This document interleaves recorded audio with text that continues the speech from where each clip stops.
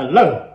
Today I'm taking a look at a Syrah from Hawkes Bay in New Zealand, and this is Elephant Hill Syrah, and it's their 2020 vintage of that. Now, I wanted to look at this wine because I think that New Zealand Syrah, and particularly that from Hawkes Bay, is really rather an under-recognised variety and style from New Zealand.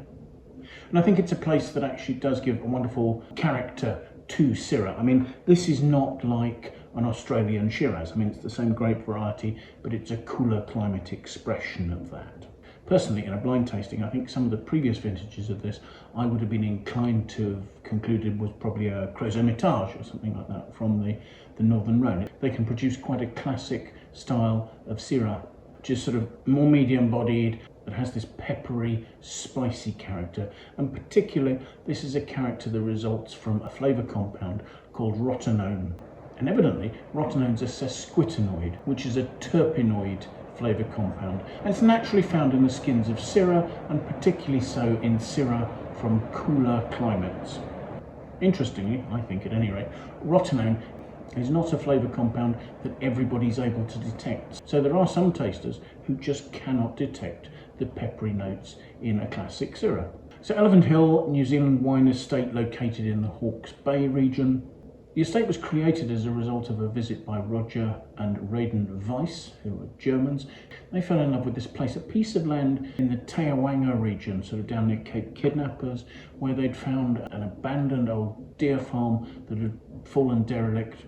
And they had the vision, and they purchased the property in 2003 to turn it into a winery with vineyards, a restaurant, and a lodge for paying guests. Roger was a businessman. He'd made his fortune by founding a company that developed urban shopping malls in Germany, and Reydan was a yacht designer. So they set out to create a world-class winery here, and they wanted to produce the best grapes they could from Hawkes Bay and produce handcrafted individualistic wines of high quality. The business was founded in 2003, and they invested really quite heavily in developing the vineyards. There's a beautiful winery here, and the entire thing is sort of copper sheathed so that the copper will develop and is now beautifully green. They have a completely sustainable approach to their viticulture and all the agriculture here. I remember them taking quite a lot of time showing us the means by which they purified the water that came off the roof of the winery. So the winery is at Te Awanga, and it's surrounded by one of their vineyards here. I think when they first started out, they were struggling to grow Bordeaux varietals here. But when he joined in 2006, their long-term winemaker Steve Skinner suggested a better approach, and some of the Bordeaux varietals were uprooted and replaced with varieties such as Syrah and some Rhone white varieties as well. And also they extended their vineyard holdings into the Bridge-Par Triangle and the Gimblett Gravels areas. So they now have vineyards in all these three areas, and this is a wine that combines those. So having built a beautiful modern state-of-the-art winery, there's a really lovely restaurant there, the lodge would be an amazing place to stay, and produced an excellent set of wines. Unfortunately, in 2016, Roger Weiss died unexpectedly. He was only in his early 70s. Fortunately, his son Andreas had taken over running the business the previous year, but it now appears that the family and Reydan find it too emotionally challenging to continue running the winery. So currently it's up for sale: winery, vineyards, restaurant and lodge. And I hope they find a sympathetic buyer, because Elephant Hill is a winery that it would diminish Hawkes Bay to lose. I think they really have done a good job here. It's worth mentioning that 2020 was the last vintage for their long-term winemaker Steve Skinner. However, his replacement Hugh Crichton is a very well-established Hawkes Bay wine producer, so the baton's been well and truly handed over. So in total, the three vineyards that are the one at Te Awanga, the Gimblett Gravels and the Bridge-Par Triangle equal somewhere in the region of 25 hectares of vines. And I should perhaps explain the name Elephant Hill, because I'm not sure that it actually necessarily relates to the place. However, in justification, they do have a gorgeous, huge, carved, I think ebony statue of an elephant at the front of the winery. So that's the justification for the name there.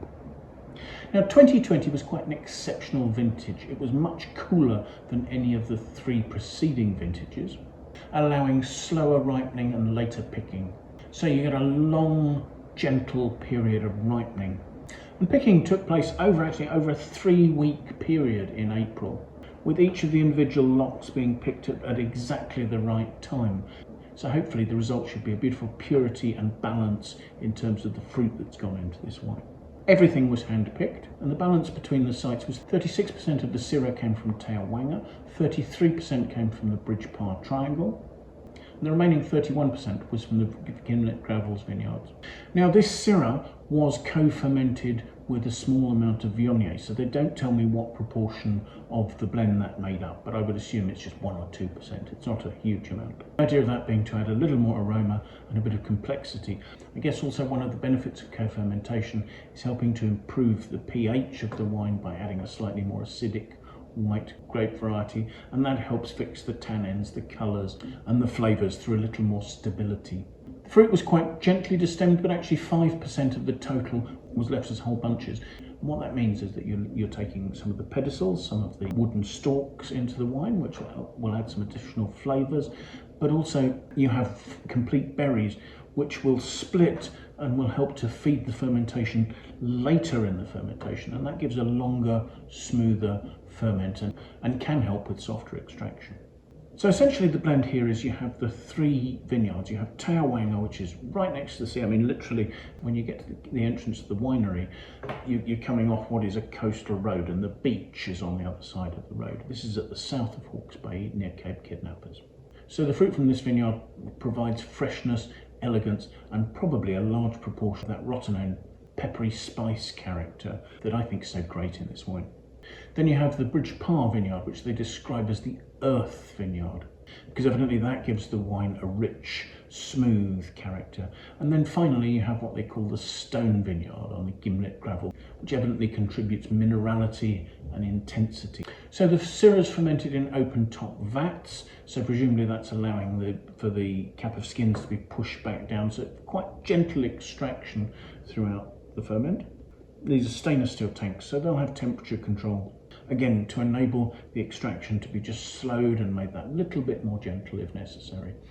Now, I don't know for this particular wine, and the fact that they don't say makes me think it's probably not the case, but quite a lot of Elephant Hill's wines are made using indigenous yeasts. However, as I say, there's nothing in the notes that tells me that is the case. So while it may be possible that there may be some lots of Syrah that have been fermented with indigenous yeasts that might have been downgraded from their top cuvées, they make, for instance, individual vineyard wines from the Stone vineyard, and in the past they made a reserve Syrah, for instance. I would assume that the majority of this is made with an inoculated yeast. Now the wine ages on its lees for a very long period. I mean, this is a wine that ages for 30 months. Most of this is aging in tank and in old barrel. However, 20% of the wine goes into new French oak. I'm assuming all the oak will be French, but this is 20% going into new oak for 22 months before it's being returned to tank for the remaining 8 months. And the rest of the wine, as I say, spends this time in older oak or in tank. But for most of its time with its lees in there, helping to feed the wine and give it some good richness. So let's take a look at it, shall we, and see if it lives up to my expectations. First thing I'll say is that's a nice, deep, dark, ruby colour. I can see the stem of the glass through the wine, so it's not opaque. Swirling it, the wine has 13% alcohol. It's clinging to the side of the glass. I'm assuming it will eventually, there it goes, just starting to form some tears, but it's not doing so readily. This is not a huge wine, or I'm not expecting it to be a huge wine anyway. Oh no, there we go, some quite enthusiastic tears now. So let's see what we make of the aromas, shall we? Ooh. The aromas are powerful, and there's quite a complexity in there. There's a lot of spice, there's a little bit of meatiness, there's some real ripeness, there's some sort of quite high-toned richness and ripeness coming through there. Almost touches a very ripe plum and prune, and some real warmth and richness there. It's a very enticing combination. This quite rich red fruit, and I suppose it's sort of like cinnamon sweet spices, almost like a sort of a mulled wine note. So let's have a taste.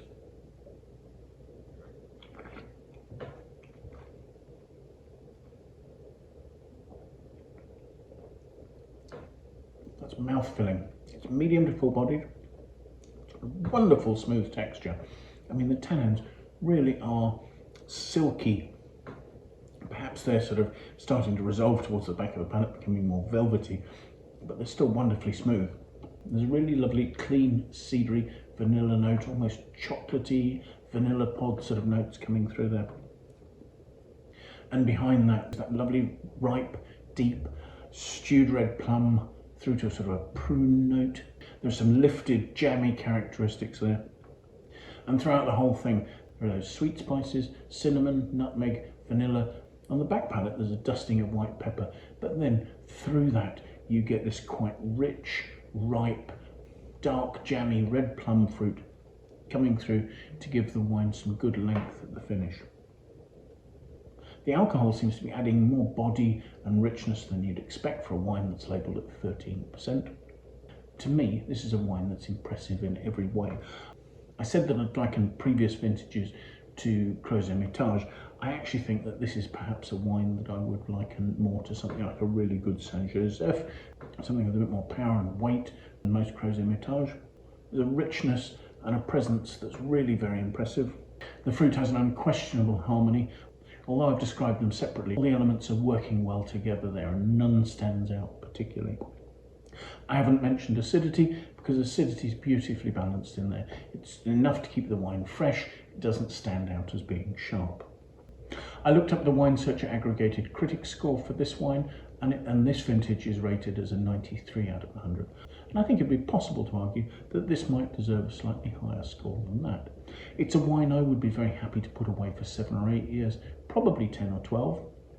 It seems to have the concentration and the balance to be able to last. At the same time, its harmony at the moment makes it very attractive for drinking now. I think it's very well expressing the long ripening period that the fruit spent on the vines in 2020. I think also the harmony is enhanced by the fact that this has now spent 4 years in bottle. I'll leave a link to the Wine Searcher webpage for this vintage of this wine so that you can find out how much it is in your market and where you can obtain it, because I actually think this is a really super wine. I think it's delivering some great value for money. I'm a big fan of New Zealand Syrah. I was expecting the Elephant Hill to deliver, and this has really over-delivered. So thank you so much for watching. I do hope you find the tasting of interest. If you do, please press the like button. I'd really appreciate your support in that way. If you'd like to watch more of these videos, it would be great if you'd sign up and subscribe to my YouTube channel. And that way you can set yourself an alert, be notified every time I publish a new tasting. If you have any comments, please pop them in the comments box below. If you have any friends you think might like to watch the video, please feel free to pass it on to them. Your endorsement in that way would be much appreciated. So thank you once again for watching, and I do hope you'll manage to make some time and come and join me for another wine tasting in the very near future. Until then, bye for now.